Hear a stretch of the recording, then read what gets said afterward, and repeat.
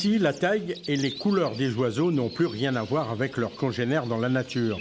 Le travail d'un éleveur est de façonner des spécimens qui répondent à des standards de l'Union ornithologique de France.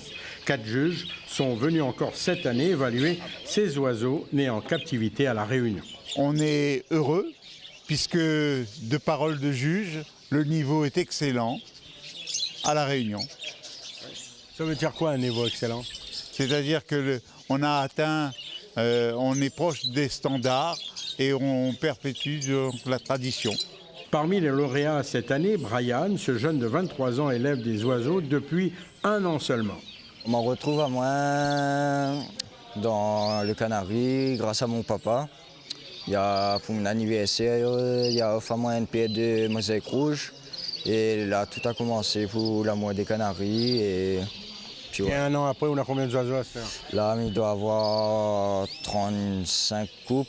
Dans cette exposition, des spécimens rares comme ce Hara glocularis, gorge bleue, ou encore cette Amazone liliacine. Ces spécimens font partie de l'élevage de l'amicale perroquet de La Réunion qui souhaite réintroduire des spécimens dans la nature en Amérique du Sud.